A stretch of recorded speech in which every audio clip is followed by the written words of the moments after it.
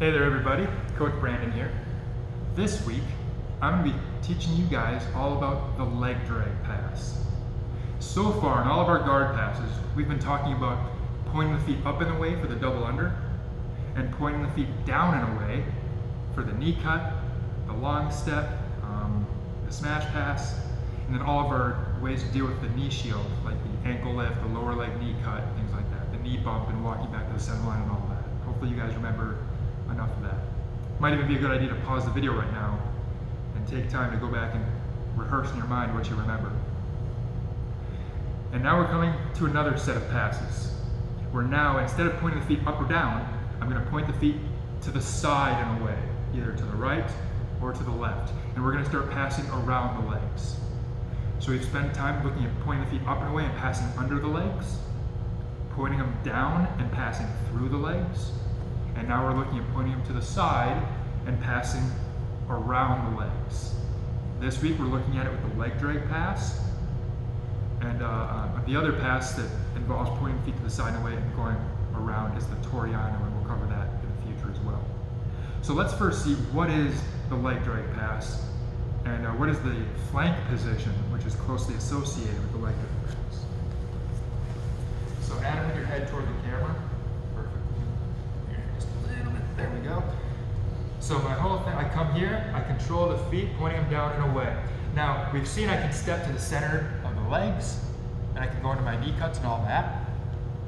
But if Adam does a good job of keeping his 2 feet together, and when I go to step to the inside, I can't. Or, maybe I do get to the inside, but Adam does such a good job at repummeling, and I can't seem to maintain inside position on this leg, okay? When I see this kind of thing happening, I stop trying to go through the legs and I start looking at going around the legs. So I grab the ankles, controlling the end of the lever, and I'm going to point the feet to the side and away. As I do that, I want to make sure I step out of the way, so I go 1 with my left leg, 1, 2. And look at how I got a really strong angle on Adam now. Now my right knee comes in right here, between his 2 knees. I post on the inside of this knee and I start to pin this knee down to the floor as my right knee comes here to the pocket of Adam's hip. As I do that, this knee will still be a problem if I don't take care of it. So as I come down to the pocket of his hip, I push this knee into my armpit so you can see his knee here behind me. His knee is no longer in front of me. From here, I'll grab the lapel to help pull myself in. Okay, from here, Adam's going to want to frame against me to push me away and recover his knee position. Okay, so I'm going to use this lapel grip to pull myself in, so when Adam's trying to push me away, it's not easy and I can slow him down. I can slow him down from pushing me away. Now from here, he's framing. I come inside his frame and I take his frame out and away. And I start to come up here and control the head and shoulders. With a cross face, you can even put it under an underhook. Now from here, we can start to work our way around the side, and we have our pass. So one more time real quick. I see the feet are pointing down and away. Or I see the feet are lower than the knees. I'm sorry, feet are lower than the knees. So I point them down and away. I get an angle. I go 1, 2, 3. I post on the knees, pushing this one to the floor, pushing this one into my armpit, as my right knee drops to the pocket of the hip. Now from here, I want to stop Adam from being able to push me away, so I take a grip on the lapel, and my elbow connects to my right leg to stop his knee from being able to easily come back in. Now I deal with his frame. I come inside, taking his frame away, coming up and controlling the head and the shoulders. And now I can start working my way around into side control. So I really quickly want to draw a distinction between the flank position and the smash pass. So the flank position is right here. I've driven my knee down to the pocket of the hip. I've gotten his knees out of my way. I'm controlling this lapel. I've gotten to a flank on Adam, or an angle where I'm out to the side of him, and I'm not in front of him over here. So this is our flank position, very useful passing position. It looks very similar to the smash pass, okay, but the smash pass is a little different. I'm going to take my left knee between his two legs and to the pocket of my hip. And I straddle the top leg. In the flank position, associated with leg dragging, I'm straddling the bottom leg, and the top leg is out to the side of me. In the smash pass, I straddle the top leg, and it's this bottom leg that is out to the side of me. Okay, so I just wanted to draw this clear distinction so you guys know very clearly the difference between a smash pass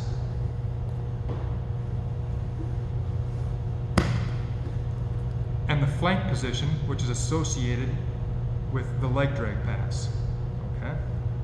Now, we just saw how to do the leg drag. Point the feet away, pocket of the hip, come through, control the head and shoulders. That's picture perfect. No, about a person isn't really fighting you, whatever. Now, let's talk about a situation where your opponent's going to start fighting you along the way, and we're going to start troubleshooting. The first problem we're going to run into is getting the feet to point away from us. When I grab the feet and I go to point the feet away, Adam can just shift his body to keep his feet and knees pointing at me. If I take his feet and I put him to the other side of my body, he just squares up to me again, just like so, and it's really hard to get anything going. So, we use misdirection for the feet. I know that every time I come up and I push Adam's feet to this side, I know he's going to go onto his left hip. So something I can do is I can start very subtly just pushing the feet this way, and I can wait for Adam to start shifting his hips. When Adam starts shifting his hips, I quickly redirect the feet to the other side. So I'm pushing him this way. Adam is going to get onto his left hip in preparation to defend a guard pass to his left-hand side, and then I very quickly change directions and start passing on his right-hand side. So we're using side-to-side pressure and misdirection to get by the feet. Okay? So I come in,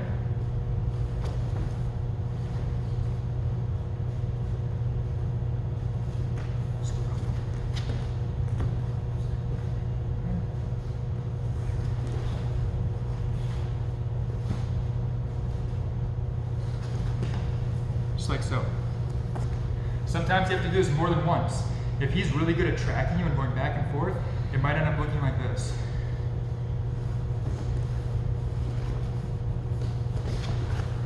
Where you're doing a lot of back and forth misdirection in juke. So that's dealing with the feet. Next, let's talk about dealing with the knees. Let's say, no matter how much you're trying to do misdirection, your opponent just is so aware, and every time I try to misdirect, he's constantly got those knees facing me, and I can never get in to get to my flank position.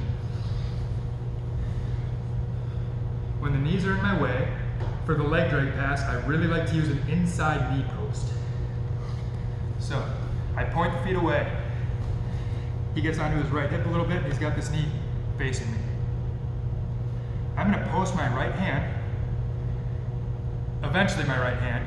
I might have to start with my left, but what I'm looking to do is I'm looking to take my hand inside the knee and pin this knee to the floor. So now when Adam tries to defend a guard pass on this side, it's hard for him to turn and face me. Here, go ahead and turn into me there. It's not easy, okay? This inside knee post keeps him stuck on his far hip, makes it hard for him to turn into me, and it makes it easy to pass or set up your flank position. So the inside knee post from here, I go to try to pass the guard and I can't get that knee out of my way. If his knee's flared open, I can hit it right away. I can go right here. But it's not always going to be flared open. His knee's going to be closed oftentimes, hiding the pocket of his hip. If I try to post on the inside of the knee now, in a way where I'm strong, I can't do it. I might be able to get my hand in there like this, but this is a really weak, structurally weak position. So what I'm going to do is I'm going to keep my left elbow in and use my left hand to start with. I'm going to push with my left, and I'm going to feed the inside of his knee from my left hand to my right. From here, I can't really get my right hand to the inside of the knee. Left hand goes inside the knee, we push, and pass off to the right hand. Now from here, we pin that knee to the floor as I push his knee into my armpit, and we come into the flank position.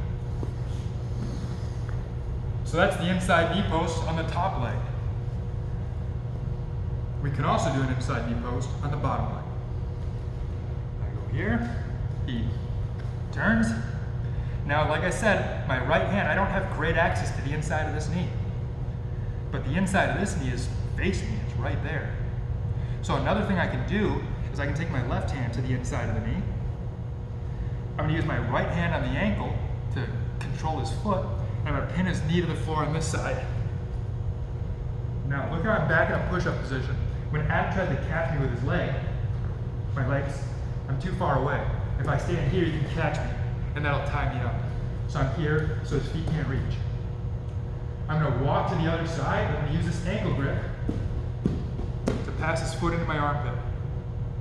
Then from here, I come in with my knee to the pocket of the hip, and I stuff his knee into my armpit. Here. And now we're in our same position. Grab here, we work our way inside his frames, controlling the head, and we come around. So one more time on that one. I point the feet to the side and away. I could inside knee post here, and take the flank on this side.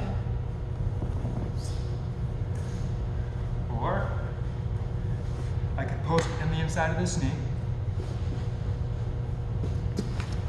and take a flank on the other side. Okay? So that's beating the knees using an inside knee post. Next, let's talk about beating the knees after we've gotten to the flank position and Adam tries to recover his knee position. So we learned how to deal with the feet. We use misdirection. We learned how to deal with the knees. We use the inside knee post. Now from here, Adam wants to recover his knee position, just like so. Actually, let's change the angle, I'm sorry. I'm here. Adam wants to push me away. Slow down a little bit. I want to cover the knee here. Adam wants to push me far enough away he can bring this knee back inside my armpit. So I'm here, Adam pushes, and he recovers that knee position. Now from here, I need to recapture this knee. Now if you catch it early enough and your partner's not very strong or not very good, you might be able to just take your hand and shove the knee back through. It might happen. But more realistically, it won't. More realistically, I go to push this knee, and his leg is super strong, and I can't get it into my armpit. When I can't push his knee to my armpit, I'm going to bring my armpit to his knee. I have my grip here, this knee's in my way. I'm going to post on the knee just to hold it in place, okay?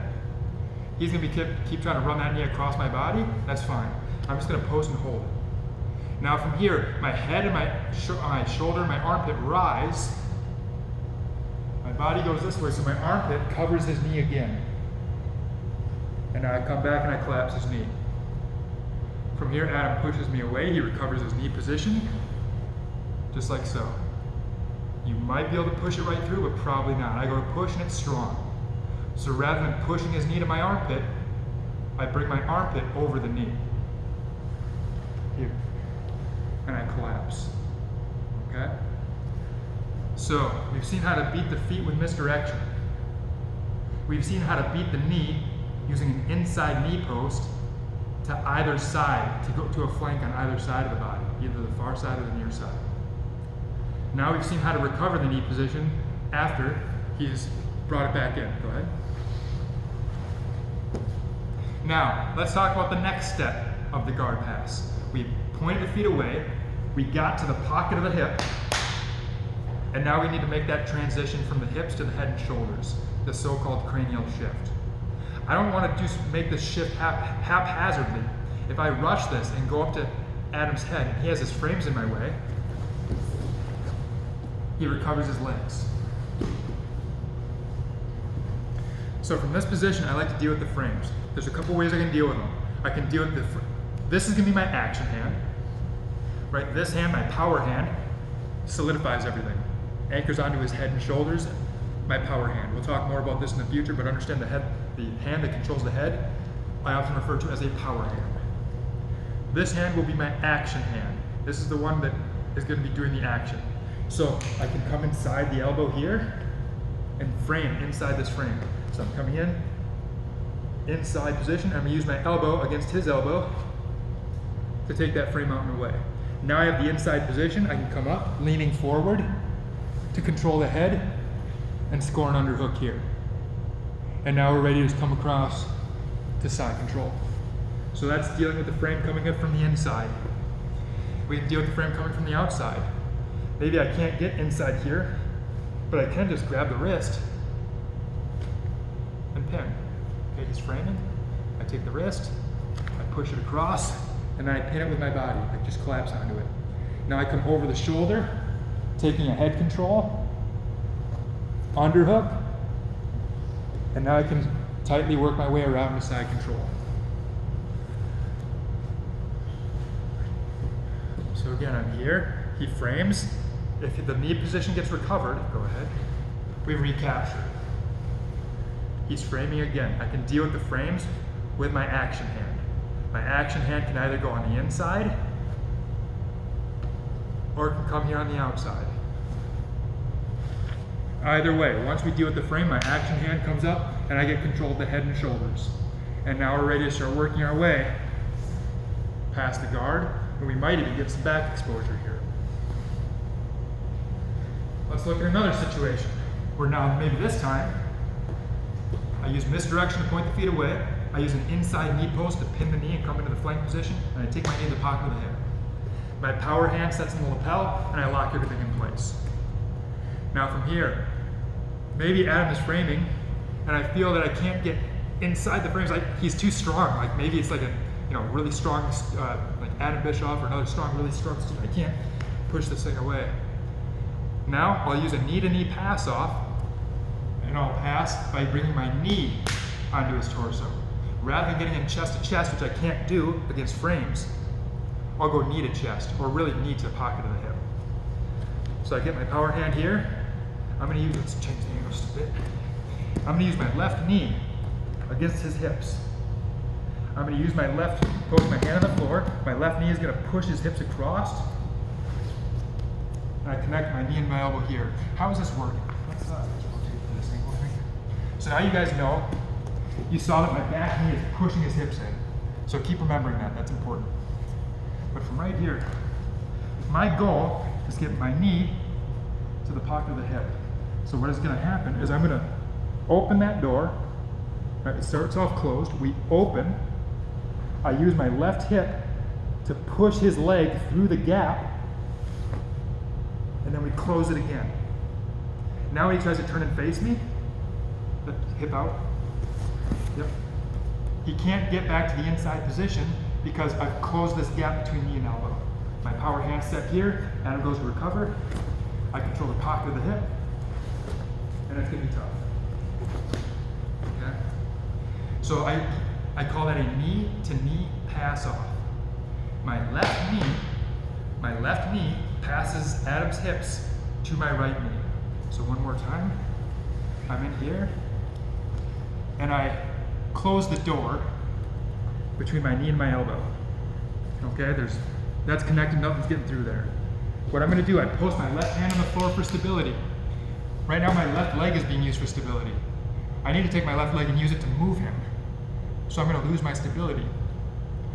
So what I do before I use my left leg to move him is I use my left hand to base on the floor. Now I come in, I use my left knee to shove his hips.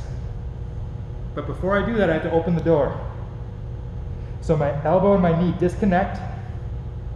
My left knee pushes his hips and leg through the door. and then I connect my right knee and elbow again to shut the door again.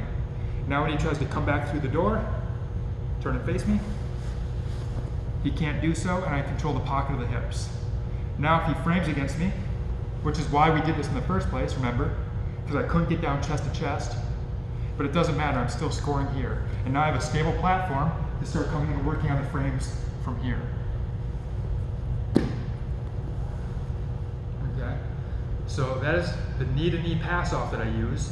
And again, I usually use this one when he has really good frames set. Don't forget about that, let's do that one more time. So I'm in here. I use misdirection. Inside knee post. I come down, he's framing. And I feel like I can't get chest to chest. And I can't, I just can't get to side control. I can't get chest to chest. So I go to knee on belly. I post my left hand. My right knee and elbow separate. My left knee kicks his legs and hips through that door. And I close. Now when he continues to frame and turns into me, it doesn't matter that he's framing. Because I'm never having to come in with my upper body. Okay? An important concept. When my opponent stops me from coming in with my upper body by framing, I come in with my lower body. Let's say Adam stops my lower body by framing. I try to come in with my lower body. He frames against my knee. That's fine. Now I come in with my upper body. Okay? So again, your opponent will typically only stop one part of you from coming in and closing the distance. They'll frame against your upper body, or they'll frame against your lower body. When they're framing well on one part of your body and you can't deal with the frames, just come in with the other part. They're framing the upper body, come in with the lower body. They're framing the lower body and you can't deal with it, just bring your upper body and squash them. Okay? Let's see. Another common issue from the leg drag pass in the flank position is once you know how to secure this guard pass, once I'm here, and I know how to deal with the frames. If I can't deal with the frames, I know how to do the knee-to-knee pass off. And Adam feels like, man, every time this guy gets me in the flank position, he passes. Maybe it'd be better if I just turtled. Why might Adam turtle? Well, in a sports setting, in a jiu-jitsu tournament, there's no points for a turtle. If I pass Adam's guard and I come around to side control, and I hold this for 3 seconds in a tournament, that's going to be 3 points. I scored 3 points for a guard pass. However, I'm going to bring you back a little bit so we don't go out of frame here. If I go to pass and Adam turtles on me, I get nothing. All right, there's an advantage that I get, which is not points. I don't get any points for this. Okay, nothing. So that can be a problem. So we need to be ready for an opponent who's going to turtle on us in an attempt to protect their inside position and not give up any points. And here's how we do it. All right, I'm in this position, I'm in the flank. He goes to post. As he does this, my right leg that was pinning his bottom leg here, I stay heavy on the leg. Let's rotate it out. Back to your side. Okay. When Adam goes to turtle, I keep my weight on this leg. So when Adam goes to bring his knee into his chest, it's slow. Okay? It's going to provide me plenty of time to take my left leg and connect my left heel to my right knee to close the circle around his near leg. Now when I fall to the side, I end up having a bottom hook in, and I just have to take my top hook and put it in. So that's the lower body mechanics. Let's look at the upper body. On your side. From the flank position, I'm here. I already have my power hand set on the lapel. Here. As I feel Adam go to turtle, one of my favorite grips to attack the back with, slow down, is this right here, a peak collar grip. I grab the very peak, the highest point of the collar, the one that's straight behind his neck. So I have my two grips set here. These are very, very strong grips to stop him from getting away from back control. So that's what my upper body is doing. Go back down. I have my power hand set. As Adam turns to turtle, if I go to grip this peak collar grip and there's no room, it's because you're pulling too tight on the lapel. If I push on the lapel with my right hand, watch what happens to the collar. Now I got plenty of room. So we're here, I go to reach, I'm gonna push just a little bit to create a little slack in the gi, and my fingers go right in, okay? Now we have our two strong grips. I call this a seatbelt extender. I'll talk more about that later, but we have our two strong grips here, just like so. Now as Adam continues to go to turtle, my right leg keeps his knee away from his chest, long enough to put my left hook in. My left hook goes right in right here, and I step on my own thigh. Now from here, I'm gonna fall to my left shoulder, and I'm gonna use these two grips to yank Adam into me. Here. Now I can set my right hook, and we have the back control ready to go on and work for the finish. So that's taking the back from the flank.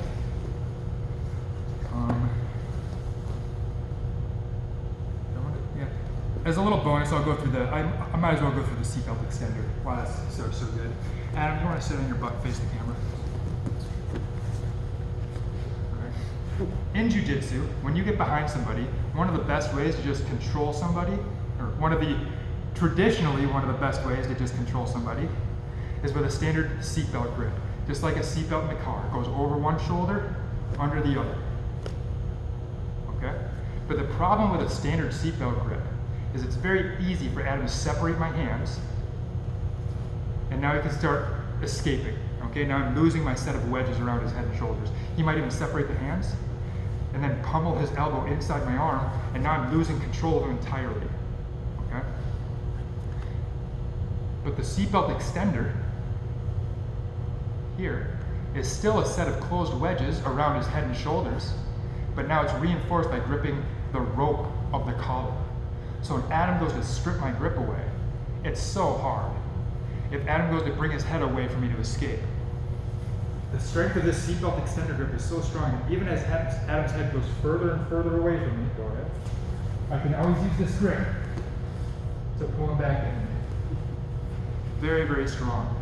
So again, a seatbelt, and then a seatbelt extender is it's like this, okay? So it's still my hands connected kind of, but now we've added distance between our two hands. We've extended the seatbelt. Now you could grip here. I really like to have my grip right here at the peak of the collar and have my hands close together. Another reason the seatbelt extender is so strong, this close set of wedges here, there's a rope being pulled tightly between my two hands. If Adam tries to escape his head to the right, his neck runs right into that rope. And as his head keeps going, I can use that rope on the neck to pull his neck and head and shoulders back into me. If he goes on the other side, and he starts escaping here, my hand is anchored underneath his armpit and shoulder. So as Adam tries to put his back flat to the floor, I can always use my left elbow to pull that back off the floor and reset him. So that's seatbelt extender grip. Coming underneath, gripping the lapel, and gripping the peak collar, very, very strong. And we use that seatbelt extender grip to take the back off of this flank position. Let me show you guys the back take one more time, and then I'll start talking about kind of going in reverse. How we can lose back control and kind of salvage the position and end up in the flank so we don't get put all the way back in guard. Okay? So the back control again. Head towards the camera. I use misdirection, inside knee post, and I'm here. Now, if Adam stays on his back, we fight our way through the frames and work our way up to the head and shoulders. But Adam knows he's going to get pinned, so he starts turtling to avoid the back take, or the guard pass. I set my seatbelt extender, I put my left hook in, I pull him into me, and now we have our control ready to go on the attack. However, you guys can work that in reverse too. Let me take your back, Adam. And let's throw that to the wall. Now, let's say I'm here, and Adam starts to get his head to the mat, he starts to escape his head and shoulders. From here, one way to save the back position and not get put back in guard is go to the flank. The problem from here is that Adam's going to push on my leg, he's going to get his legs inside, and he's going to recover guard, and when I get on top, I'm now going to have to deal with all of his attacks from the open guard. But as he escapes his head and shoulders away, one option that I can do to not get put back in guard is I can take my right knee underneath of and behind his top leg, connecting my knee and my elbow together. Closing that door, like we talked about. Now from here I can come up to my elbow, drive my right knee to the pocket of the hip, and now we're right back into the flank position. All right, one more time. Once again, let's come this way, because we're starting to go out of frame. I'm here, Adam starts escaping. His head and shoulders start to go away from me. So I can take my top leg, bring my knee underneath his, grab my power grip, set my power hand, and connect knee and elbow together. Now from here, I can either prop up on my left arm, or right now my left arm's stuck underneath, so I'm going to prop up my left toes. My left toes go to the floor, I drive myself up, and I end up in the flank position, ready to deal with his frames and work my way to secure a top pin. But what's important is we avoided his guard. There are other fancier ways to go into this, and I'm just going to show these really quick. I'm not going to talk through all these options because they start to get kind of convoluted. Some of you newer students will get confused, but some of you advanced students will find some value in these. De la Hiva. From here, I can go deep De la Hiva to get to an angle. And I go here. Now, as I try to take Adam's back, he doesn't want me to take his back. So he's going to do a forward roll to try to put his back on the floor. Nope, just a forward roll. Yeah, just like so. And now, as I come up, I put my left knee in the middle, and I end up in the flank. I think we went out of frame on that one, so let's try that again. De la Hiva. Deep De la Hiva. I attack the back. Adam goes to roll away from me. And I come up, putting my knee to the inside, and we take the flank. We can do it reverse De la Hiva. Comes in for a knee cup. Reverse De la Hiva. I go between his legs. I set these grips. Adam goes to run away from me. And I come up into the flank. Okay. One more. Let's just do this one for fun. The berimbolo, Adam. Maybe De la Hiva. And I force his hips to the floor, and I start going into a berimbolo. Now, from the berimbolo, I want to take Adam's back, but he's going to start scooting his hips away from me, just like so. So now I force my knee to the inside, connect knee and elbow together, set my power hand, and we're right up into the flank position. So as you see, you can go from the flank position to the back if your opponent turtles. But you can also go from the back to the flank position if your opponent starts to escape or defend their back. So the flank position and back control work very well together, going from the flank to the back, as well as going from the back to the flank. Now, the next thing that we talked about a lot of good things